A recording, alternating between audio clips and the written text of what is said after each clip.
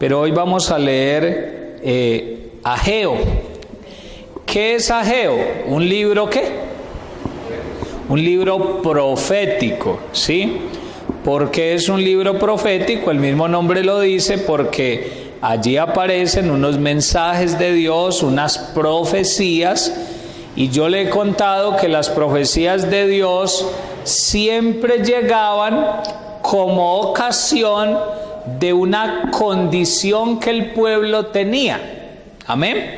O sea, Dios no mandaba palabras por mandarlas, por ocupar a los profetas, sino que siempre las palabras venían como ocasión de que el pueblo estaba viviendo algo y la palabra era apropiada para esa condición o para ese estado del pueblo. Cuando la palabra de Dios llegaba, el propósito de la profecía casi siempre tenía dos propósitos. El primero era que el pueblo cayera en cuenta de su estado o de su condición, porque a veces los hijos de Dios nos encontramos en cierta condición, pero ni nosotros mismos hemos caído en cuenta, ¿cierto? Es como cuando alguien nos empieza a decir: usted como que está enfermo, y uno empieza a decir no, empieza a negarlo, ¿cierto? No, enfermo yo, no, pero todo el mundo lo ve, y los únicos que no vemos somos nosotros mismos. Entonces necesitamos de alguien que en el caso de la salud sería un médico que venga y nos diga: mire, usted sí está enfermo, mire, le pruebo, mire cómo salieron los exámenes, mire el color de su piel, mire cómo ha bajado de peso, mire cómo se encuentran sus ojos. Entonces nos empieza a dar pruebas acerca de cómo es nuestro estado, nuestra condición. Entonces, primer propósito de la profecía, que el pueblo se diera cuenta ¿de qué? De su condición. Y segundo, que también entendiera que siempre había una solución si ellos buscaban al Señor. O sea, la situación podía ser deplorable, la peor, pero si ellos buscaban a Dios y se dejaban guiar por la voz de Dios que venía a través del profeta, ellos iban a tener buenos resultados, bendiciones, por haber hecho lo que el Señor les estaba mandando hacer. Amén. Le he puesto por título a esta enseñanza: un mensaje pertinente. Si lo quiere anotar de esa manera: un mensaje pertinente. Y usted sabe que la palabra pertinente, ¿qué significa? A ver, los estudiosos del español. No. Pertinente sería como un mensaje totalmente apropiado para una situación.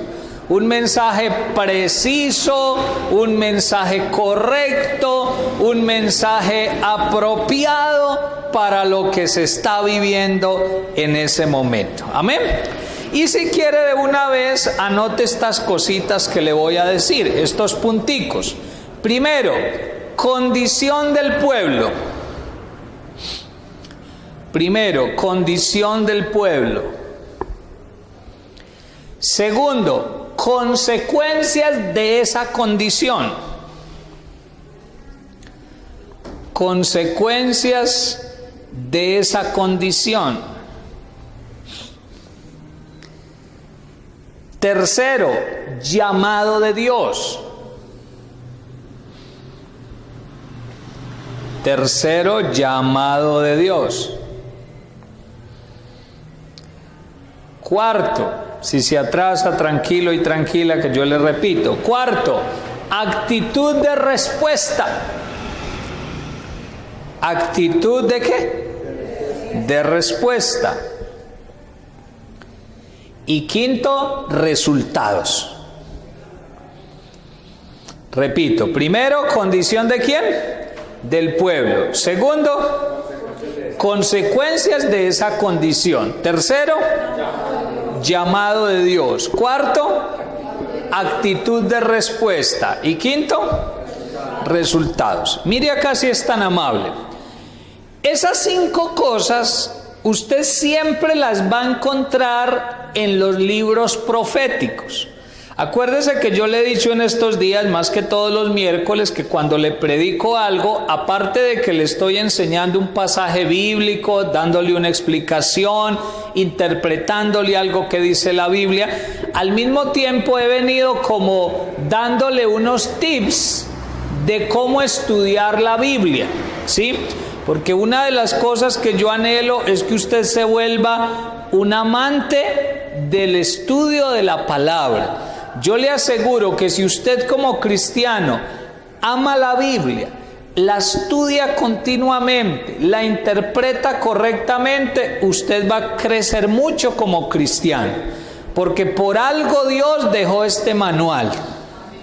Por algo dejó esta cartilla de estudio. Lo digo con todo respeto. Así como el estudiante tiene su cartilla y en ella aprende a leer y aprende todo lo concerniente a sus materias, esta es la cartilla del cristiano. ¿Cuántos sabemos que es así? En ella encontramos la vida. Entonces, esas 5 cosas usted las va a encontrar siempre en los libros proféticos. Cada vez que lea un libro profético, o sea, Isaías, Jeremías, Abdías, Miqueas, Sofonías, todos esos libros, si usted dice, ay, ¿por dónde le encuentro una explicación a este libro? Hágalo de manera fácil, búsquele esas 5 cosas, ¿sí? ¿Qué condición tenía el pueblo?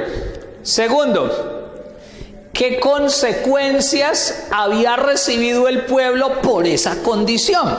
¿Sí? Tercero, el llamado que Dios les estaba haciendo a cambiar, a adoptar una nueva actitud, a arrepentirse. Siempre hay un llamado de Dios en los libros proféticos. Cuarto, la actitud de respuesta. O sea, cuando Dios les hizo el llamado, ¿qué actitud adoptó el pueblo? Porque no siempre fue la misma actitud. A veces Dios les daba una palabra, les hacía un llamado y el pueblo atendía, pero otras veces no atendía. Y de esa actitud dependía la quinta, los resultados. Si el pueblo buscaba a Dios, si el pueblo se arrepentía, ¿qué le venían? Buenos resultados, bendición de Dios. Dios los guardaba, Dios los restauraba, Dios los protegía. Dios siempre les estaba recordando su amor. ¿Cuántos se acuerdan? Dios siempre les estaba diciendo, hijitos, me dieron la espalda, pero yo los amo.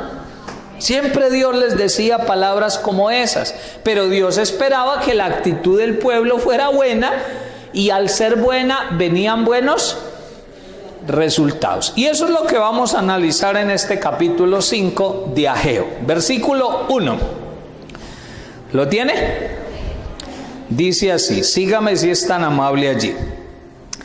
En el año 2 del rey Darío, en el mes 6, en el primer día del mes, vino palabra de Jehová por medio del profeta Ageo a Zorobabel, hijo de Salatiel, gobernador de Judá, y a Josué, hijo de Josadac, sumo sacerdote, diciendo: así ha hablado Jehová de los ejércitos, diciendo: este pueblo dice, ¿qué dice? No ha llegado aún el tiempo de que la casa de Jehová sea reedificada. Entonces vino palabra de Jehová por medio del profeta Ageo diciendo: es para vosotros tiempo, para vosotros, de habitar en vuestras casas artesonadas, y esta casa está desierta. Pues así ha dicho Jehová de los ejércitos: meditad bien sobre vuestros caminos. Sembráis mucho y recogéis poco. Coméis y no os saciáis. Bebéis y no quedáis satisfechos. Os vestís y no os calentáis. Y el que trabaja a jornal recibe su jornal ¿en qué? En saco roto. Así ha dicho Jehová de los ejércitos: meditad sobre vuestros caminos, subid al monte y traed madera, y reedificad la casa, y pondré en ella mi voluntad y seré glorificado, ha dicho Jehová. Buscáis mucho y halláis poco, y encerráis en casa, y yo lo disiparé en un soplo. ¿Por qué? Dice Jehová de los ejércitos: por cuanto mi casa está desierta, y cada uno de vosotros corre a su propia casa. Dejémoslo hasta allí, si es tan amable. Ahora seguimos leyendo. Fíjese en lo que le voy a contar para poder entender este pasaje. Años atrás de este pasaje, el pueblo de Israel había sido tomado cautivo por el imperio babilónico. A los que nos gusta estudiar la Biblia sabemos que el pueblo se comportó mal con Dios. Dios ya le había profetizado que si ellos caminaban mal delante de Dios, una de las consecuencias que iba a venir era que los pueblos enemigos que ellos en otro tiempo habían derrotado, se iban a volver contra ellos y los iban a sitiar y los iban a esclavizar, ¿cierto? Y eso ocurrió. El pueblo de Israel no le puso cuidado a la ley de Dios y vinieron entonces los babilonios con el rey Nabucodonosor. Tomaron cautivos a muchos de los israelitas y se los llevaron a sus ciudades, a sus pueblos. Allí cayó, por ejemplo, un grupo de jóvenes. ¿Se acuerda de ellos? Daniel y sus amigos. Ellos cayeron en ese cautiverio babilónico. ¿Cuánto duró ese cautiverio? La Biblia habla de que fueron 70 años que tenía que cumplirse. Y cuando estaban en ese cautiverio, en esos 70 años, se levanta otro imperio que es el imperio de los persas. Y el imperio persa reduce a los babilonios, vence a los babilonios, y ya ahora el que queda gobernando es ¿cuál? El imperio persa, ¿sí? Por eso usted en el libro de Daniel va a encontrar que la historia se desarrolla en medio de varios reyes, ¿sí? No hay un solo rey que se mencione en Daniel, sino varios reyes. La historia empieza con un rey babilonio y termina con un rey persa. Y uno dice, ¿y por qué? Porque es que el imperio persa fue y venció al imperio de los babilonios. Y entonces cuando se están terminando esos 70 años, Dios también había profetizado que iba a venir una restauración sobre el pueblo de Israel. Y uno de los reyes, que es el rey Ciro, ¿se acuerda de Ciro? Que la Biblia dice que Ciro nunca conoció a Dios. Así lo dice la Biblia. O sea, nunca se entregó a Dios. Nunca fue un hijo de Dios, sin embargo fue un instrumento de Dios. Ojo con eso. Uno puede ser instrumento de Dios y de pronto no ser hijo de Dios. Usted y yo tenemos el privilegio que ya somos hijos de Dios y también somos instrumentos. Pero hay gente que aunque no es hija de Dios, Dios los usa para cumplir unos propósitos. Y ese fue el caso de Ciro. La Biblia dice que Ciro era un pagano, era un idólatra. Sin embargo, Dios lo usó para que diera la orden de ¿qué? De que los que habían estado cautivos regresaran a la tierra de Israel, a sus ciudades, y empezaran a ¿qué?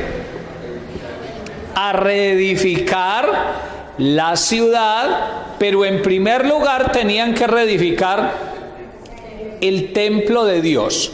O con esto que le voy a decir, ¿por qué tenían que edificar el templo? Yo le he contado que en la sociedad antigua algo que le daba identidad a un pueblo era tener territorio, pero también tener una religión, un Dios y tener un templo. Porque decir que tenían una religión, que tenían un Dios, pero no tener templo, era como que los otros pueblos iban a mirarlo y iban a decir, yo no le creo.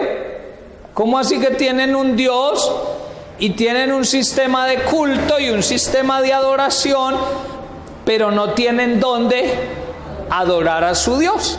Entonces el rey Ciro, cuando le da la orden al pueblo de que se devuelva para Israel, les dice, vayan nuevamente a su tierra y reconstruyan la casa de Dios, el templo. Y ojo con esto, ¿quién se lo estaba diciendo? Un pagano, no un cristiano, ¿cierto? Por eso un dicho muy popular, nos hablarán hasta las piedras. Ciro, uno que no era hijo de Dios, tuvo más discernimiento que el pueblo y le dice al pueblo, vuelvan a su ciudad y no se olviden de reconstruir la casa de Dios. Hagan algo por la casa de Dios. Y entonces dice la palabra que ellos empiezan a regresar a sus ciudades, a su tierra, y se ocuparon de reconstruir la casa de Dios. No, ¿a qué se dedicaron? A reconstruir sus propias casas. Entonces, ahí es donde aparece el capítulo 1 de Ageo. Por eso le tuve que contar esa historia para que entendamos qué es lo que dice en Ageo capítulo 1. ¿Por qué Dios les está haciendo el reclamo y les está diciendo que ellos están tratando de construir sus ¿qué? Sus casas artesonadas, pero que se habían olvidado de la casa de Dios y que la casa de Dios estaba ¿cómo? Desierta. O sea, el pueblo llegó a Israel y lo primero que hicieron fue reconstruir sus propias casas, adornarlas. Yo imagino que empezaron a pintarlas, a reconstruirlas, a adornarlas, a ponerle jardín. ¿Y qué pasaba con la casa de Dios? Nadie le ponía la mano encima. Nadie se interesaba en decir, verdad que el propósito de Dios al volver a este lugar, el primer propósito es que reconstruyamos su casa. Entonces los propósitos de Dios habían pasado a un segundo plano. Y en cambio, lo que debía ser lo secundario, lo habían puesto en primer lugar. Sus propias casas, sus propios proyectos, sus propios planes. ¿Listo? Entonces, me devuelvo a las 5 cositas y le desmenuzo la primera. Condición del pueblo. ¿Cómo se encontraba el pueblo? Entonces, en primer lugar, ocupándose de sus cosas más que de las de Dios, si lo quiere anotar. Le estoy desmenuzando las 5 cositas. Anderson, hazme un favor, quítale un poquito de brillo y ponle bajo. Aleluya. Gracias, Dios. Ahí yo creo, gracias. Para que me escuchen mejor. Listo. Entonces, quítale un poquito de bajo. 1, sí. 1. Ahí yo creo. Bueno, entonces, condición del pueblo. ¿Se habían ocupado de qué? De sus cosas, y las de Dios habían pasado a un segundo plano. ¿Le ha pasado a usted así? ¿Tiene momentos en su vida en que las cosas de Dios pasan a un segundo plano y las que deberían ser las secundarias se montan en el primer lugar? Yo creo que los humanos lo hacemos constantemente. Seguimos creyendo en Dios, seguimos buscando de Dios a nuestra manera, pero Dios no es nuestro primer lugar. Y Dios quiere ser el primer lugar. Amén. Y otra cosa que hace alusión a la condición del pueblo es que lo importante lo dejaban para mañana. Coloque así, lo importante lo dejaban para después. ¿Qué era lo importante en ese momento? La casa para Dios. Pero lo habían dejado para después. ¿En qué versículo nota usted eso? En el versículo 2. Se lo vuelvo a repetir. Así ha hablado Jehová de los ejércitos diciendo, este pueblo dice, mire lo que decía el pueblo, ¿no qué? No ha llegado aún el tiempo de que la casa de Jehová sea reedificada. En esas palabras, ¿qué nota usted? Que ellos sabían que debían reedificar la casa de Dios. Porque ellos no están diciendo que no la van a reedificar, sino que no es el tiempo. O sea, sí la vamos a reedificar, pero cuando acabemos otras cositas. Primero lo de nosotros, primero la casa de nosotros, y cuando acabemos con eso, seguimos con lo de ¿quién? Con lo de Dios. Vuelvo y pregunto, ¿le ha pasado a usted y me ha pasado a mí así? Muchas veces, hermano, que uno sabe que tiene que hacer algo para Dios, uno sabe que tiene que buscarle más, uno sabe que tiene que volver a Él, uno sabe que tiene que servirle, uno sabe que Dios le ha dicho que haga algo, pero uno lo está dejando para... Y uno lo tiene en mente y en el corazón y uno sabe que lo tiene que hacer, pero dentro de uno hay un engaño como el que le pasaba al pueblo, y es una frase que le dice continuamente, no ha llegado el tiempo. O como dicen los niños, epele, mamá epele, recoja esos juguetes ya, es que le dije que ya. Entonces, como dicen los niños, epele mamá, epele. Entonces a veces los cristianos también decimos, Dios nos mira y nos dice, sírvame pues. Y uno ¿qué dice? Epele. Yo sé que lo debo de hacer, pero epele.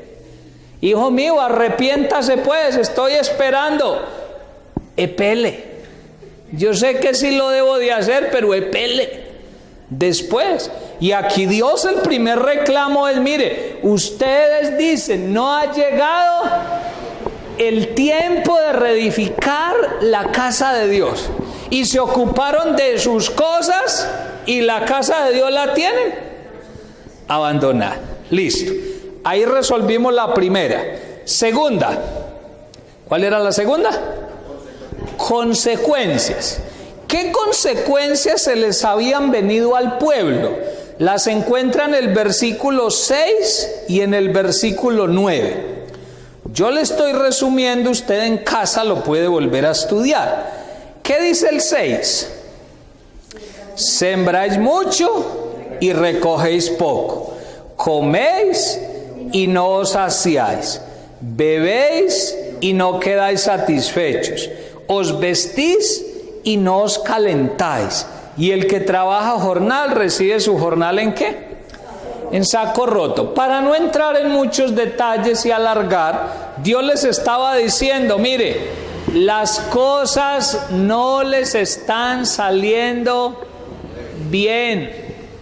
Ustedes siembran mucho y ¿qué obtienen? Recogen poco. Trabajan mucho, se esfuerzan mucho, pero recogen poquito, porque no me han puesto en primer lugar. Les dice también, ustedes comen, y a pesar de que comen, no logran saciarse. ¿A qué se refiere ese comer? Que a veces hay tiempos en que uno busca cosas y busca personas con las que quiere llenarse, pero entre más las busca, no se siente pleno, no se siente satisfecho. Y uno escucha mucho esa frase en la gente. La gente le dice a uno, pastor, entre más hago cosas a ver si me viene la tranquilidad y la felicidad, me siento vacío, me siento sin rumbo, me siento aburrido, pero es porque no ha puesto a Dios en el primer lugar. También dice el versículo, bebéis y no ¿qué? y no quedáis satisfechos. Os vestís y no qué, y no os calentáis. Y mire este último, y el que trabaja jornal recibe su jornal ¿en qué? En saco roto. Usted sabe que esa frase significa que aunque haya mucho dinero, el dinero no qué, no se ve, no alcanza, y uno tiene tiempos así. Pero muchas veces es porque Dios no está siendo el primer lugar. Ha venido el devorador, se está devorando nuestras finanzas, ¿cierto? Uno recibe a veces dinero, buenas ganancias, pero como le llegan, se le van. Es como si echara agua ¿en qué? En saco roto. Pero es simplemente las consecuencias de una condición, de un estado, porque siempre una condición traerá consecuencias. ¿Cuántos somos conscientes de eso? Uno tiene que siempre analizar, ¿por qué estoy viviendo así? Debe haber un origen, debe haber una causa del por qué estoy viviendo así. Si me siento muy tranquilo, debo decir, ¿por qué me siento tan tranquilo? Si estoy enfermo, ¿por qué estoy enfermo? Si no encuentro paz, ¿por qué no la encuentro? Algo, de algún lado debe haber venido eso. Y mire lo que dice el versículo 9. Todavía estamos en las consecuencias. Buscáis mucho y halláis poco. Y encerráis en casa y yo lo disiparé en un soplo. Y mire, aquí me detengo y le desmenuzo ese pedacito. ¿Qué está diciendo Dios ahí? Primero les dice que buscan mucho y encuentran poco. Pero luego les dice, ¿ustedes se encierran dónde? En casa. ¿En cuál casa? ¿En la de Dios o en la de ellos? En la de ellos. Es como si Dios les dijera, ustedes siempre buscan refugio en lo que ustedes mismos construyeron. Acuérdense que la queja de Dios era que ellos estaban ocupando ¿de qué? De sus casas. Entonces Dios les lanza un veredicto y les dice, mire, cuando ustedes se sienten mal, van y se encierran en lo que ustedes construyeron. Pero les advierto que si se siguen encerrando en casa, ¿yo qué voy a hacer? Ahí dice, yo lo disiparé en un soplo. O sea, ni la propia casa de ustedes, en la que han puesto la mano con tanto esmero y la han adornado y la han artesonado, no les podrá dar refugio. Porque si yo con mi poder quiero soplar sobre esa casa, soy capaz de ¿qué? De disiparla en un soplo. ¿Está comprendiendo lo que quiere decir el Señor? Que uno no se puede refugiar en las propias fuerzas de uno, en los castillos que uno mismo ha construido, sino que Dios espera que siempre se refugie en Él. Porque si me refugio en Dios, ese refugio es eterno. Pero si me refugio en lo que yo mismo he construido, pues Dios puede venir y me derriba lo mío para darme una lección, porque no he puesto al Señor en primer lugar. Amén. Pasemos a la tercera. ¿Cuál es el tercer puntico? Yo me lo sé, pero es que le estoy diciendo para que usted lo repase. Llamado de Dios. ¿Qué llamado Dios les hace ahí? Lo encuentra en el versículo 5. Ahí encuentra el primer llamado. ¿Quién lo lee en voz alta? Es tan amable, es cortico. Pues así ha dicho Jehová de los ejércitos. Meditad bien sobre vuestros caminos. Amén. Primer llamado. ¿Cuál es el primer llamado? Que mediten bien. ¿En qué? En sus caminos. Le repito el verso 5. Pues así ha dicho Jehová de los ejércitos, meditad bien sobre vuestros caminos. ¿Qué es meditar? Piense, reflexione, recapacite. Alguna vez le decía de manera sencilla que meditar es pensar largamente sobre un asunto, ¿sí? No pensar a la carrera, porque cuando uno piensa a la carrera generalmente no saca buenas conclusiones. Pero acá Dios está diciendo, siéntese a pensar sobre su vida, deténgase a analizar su condición, lo que está haciendo, las consecuencias que se nos están viniendo por nuestra condición. Medite bien sobre ¿qué? Sobre sus caminos, dice la palabra del Señor. Porque a veces uno va a la carrera por la vida sin meditar, sin parar a pensar si lo que está haciendo es bueno o malo, si lo que está haciendo le agrada a Dios o no, si Dios de verdad es el primer lugar o no es el primer lugar. Porque uno puede estar confiado que porque va a la iglesia, que porque lee la Biblia, que porque ora, Dios es el primer lugar. Y fácilmente, aún yendo a la iglesia, se me puede trocar el orden de prioridades. Y puedo poner a Dios en un segundo lugar. Porque en lo que se demuestra que Dios es mi primer lugar es en que las exigencias de Dios, los consejos de Dios, las órdenes de Dios se me vuelven una prioridad en mi vida. O sea, dejo lo que sea por hacer lo de Dios, porque quiero agradarle, porque quiero caminar con Él. Amén. Primer llamado entonces, ¿cuál es? Mediten bien, reflexionen, recapaciten. Y el segundo llamado, me faltaba decirle que ese primer llamado se lo repite en el versículo 7. Otra vez dice, así ha dicho Jehová de los ejércitos. ¿Qué les dice? Meditad sobre vuestros caminos. Y en el verso 8 viene el segundo llamado. ¿Cuál es el segundo llamado? Subid al monte y traed madera y reedificad la casa, y pondré en ella mi voluntad y seré glorificado. ¿Ha dicho quién? Ha dicho Jehová. ¿Será que entonces ahora al salir, al decir amén, usted se va a ir vía Villarrodas a traer madera? ¿Lo va a tomar así? El pastor contó que había que subir al monte, que había que traer madera, donde alquilo un jeep hasta ahora para que me baje madera. No se refiere a eso. En ese tiempo había que tomarlo literal porque se necesitaba madera para la casa de Dios. Pero lo que en realidad quiere decir Dios es: esfuércese y póngame en primer lugar. Lo que ha tenido olvidado, retómelo.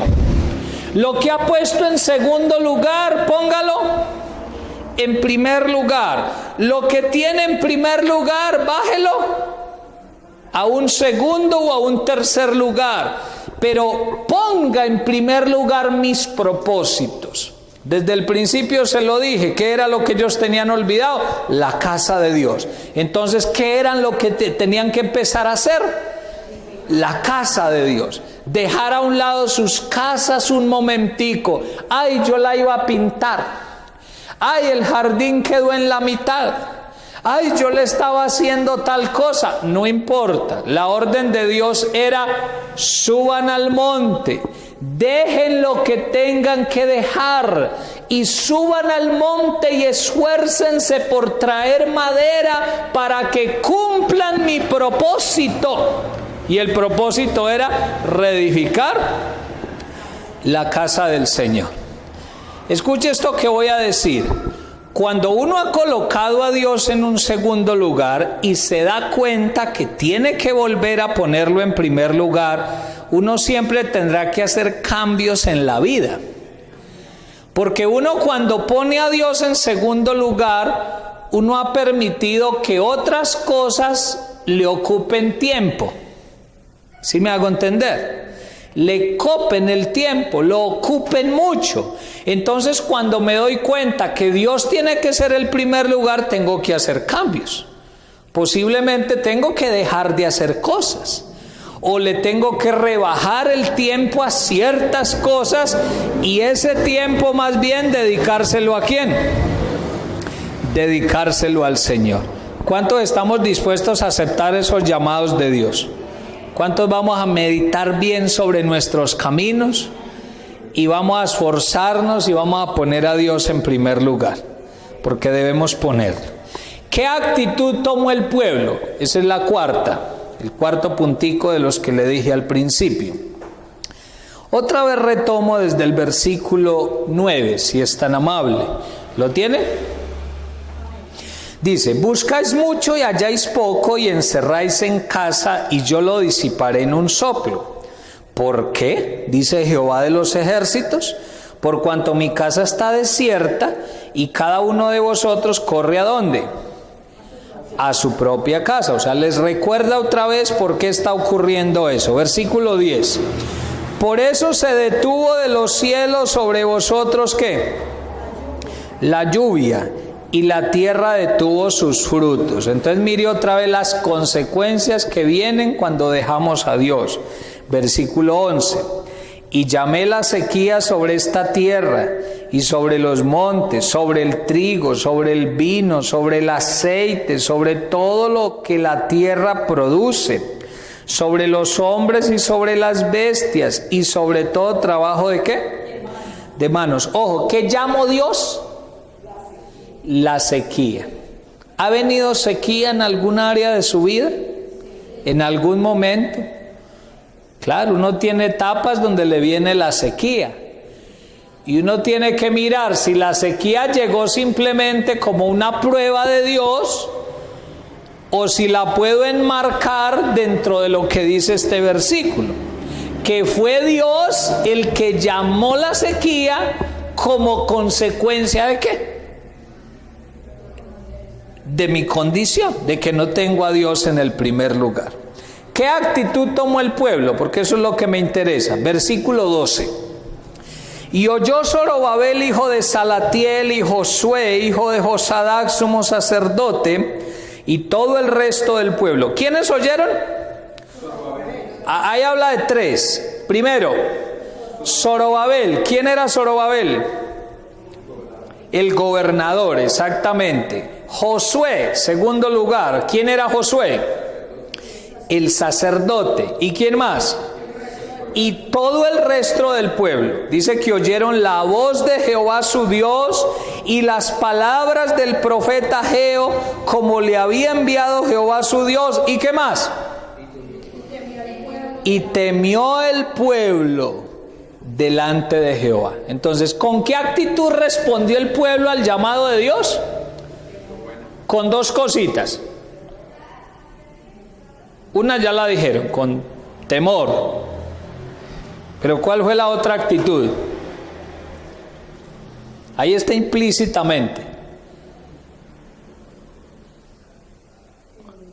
¿Qué hicieron?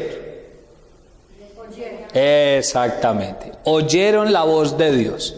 El profeta habló trayendo el mensaje de Dios, y dice que el pueblo oyó. Y yo le he explicado que oír en la Biblia tiene varias connotaciones, ¿sí?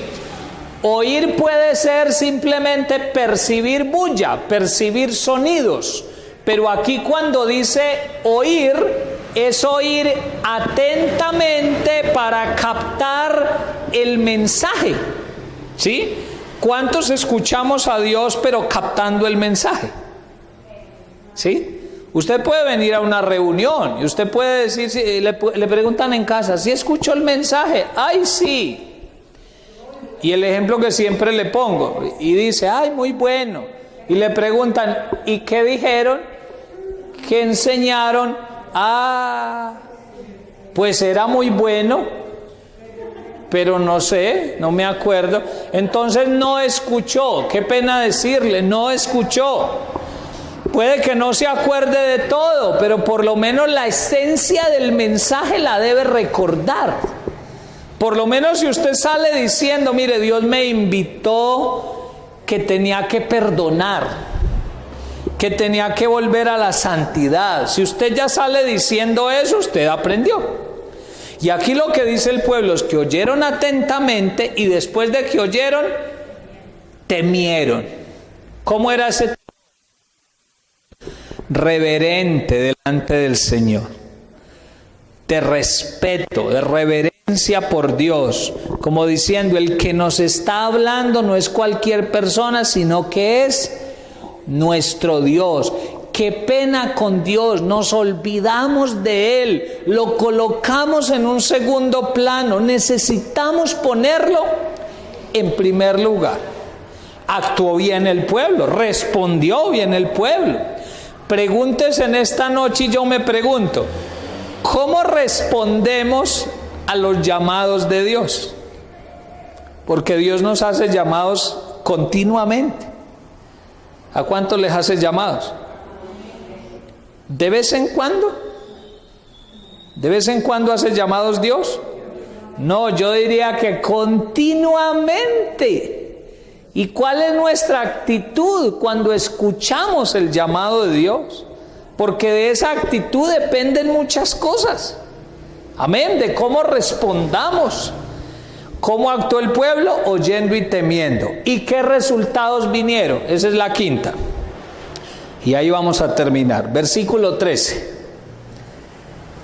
Entonces Ageo, enviado de Jehová, habló por mandato de Jehová al pueblo diciendo, los voy a exterminar. ¿Dice así? Ah, qué bueno que pongan atención. No dice así, dice, yo estoy con vosotros, dice Jehová. Entonces mire el primer resultado. Por haber oído y por haber temido, viene la primera palabra de aliento y de ánimo. Dios les dice, hijitos, aunque ustedes han fallado, aunque ustedes se han olvidado de mis cosas, tranquilo, todavía estoy con ustedes. Todavía los estoy defendiendo, todavía soy su padre, todavía los voy a ayudar, todavía los voy a socorrer. ¿Cuántos se alegran de esa palabra? Versículo 14, otro resultado. Y despertó Jehová el espíritu de Zorobabel, hijo de Salatiel, gobernador de Judá, y el espíritu de Josué, hijo de Josadac, sumo sacerdote, y el espíritu de todo el resto del pueblo, y vinieron y ¿qué? Y trabajaron en la casa de Jehová de los ejércitos su Dios, en el día 24 del mes sexto, en el segundo año del rey Darío. Resultados, que Dios les dice que va a estar con ellos y que Dios despertó todo lo que estaba dormido. Acuérdense que ahora cuando estábamos hablando de la actitud de respuesta, miramos tres: Zorobabel, Josué y el resto del pueblo. ¿A cuántos despertó Dios? A esos mismos tres. Ahí aclara, despertó Dios a Zorobabel, despertó el espíritu de Josué y todo el resto del pueblo. ¿Para qué? Para que vinieran a hacer lo que se les había olvidado hacer, que era la casa del Señor. ¿Y por qué termino con esto y por qué le hago énfasis a este punto? Porque todos aquí coincidimos, si somos sinceros obviamente, que por tiempo a uno se le duermen cosas en la vida espiritual, ¿cierto? Excúseme esta frase que voy a usar, pero usted y yo que somos colombianos la entendemos, ¿cierto? Cuando el mensaje a veces lo vean por internet, no sé si me entenderán esa palabra, pero uno a veces se agallina por ciertas cosas que le ocurren, problemas, adversidades. Uno se va agallinando, se le va aquietando el espíritu, se le va volviendo perezoso el espíritu, se le olvida buscar a Dios y ahí es donde empieza a poner a Dios en un segundo lugar. Y entonces viene uno y le dice, Señor, por favor, despierta mi espíritu otra vez. Necesito que me despiertes, Señor. Y yo creo que hemos pasado por esos procesos donde Dios sí nos despierta. ¿A cuántos nos ha despertado? Cuando uno reconoce su falta, cuando uno atiende al llamado de Dios, cuando uno oye la voz de Dios y teme delante de esa palabra, Dios siempre hace su parte. Y ese despertar tiene que ver con muchas cosas. Dios rompe las cadenas, Dios suelta los lazos de opresión, Dios quita las cargas que no me dejan seguir adelante, porque a veces uno como que tiene bultos encima, ¿sí? ¿Cuántos a veces cargamos bultos? No somos bulteros en la plaza de mercado, pero uno a veces sí carga bultos. Y uno como que, oiga, pues no tengo nada encima, pero de todos modos siento que estoy caminando por la vida con dos bultos encima, que como que no me dejan caminar. Ahí es donde necesitamos que Dios venga con su mano poderosa y despierte nuestro espíritu. Que si nuestra mente está dormida para las cosas de Dios, Dios la despierte. Que si nuestro corazón está dormido para las cosas de Dios, Dios nuevamente lo despierte. Que si nuestro cuerpo se ha vuelto perezoso para buscar a Dios, Dios vuelva y lo despierte. Pero ese será el resultado de haber tenido la cuarta. Una buena actitud. Cuando escucho la tercera, los llamados de Dios, y esos llamados de Dios vinieron porque habían unas consecuencias, y esas consecuencias habían salido de una condición del pueblo. ¿Ve que todo va unido? ¿Cuántos vamos a practicar ese mensaje? ¿Cuántos hoy vamos a entender nuestra condición, las consecuencias? Vamos a recibir el llamado de Dios, vamos a tener una buena respuesta y nos van a venir muy buenos resultados.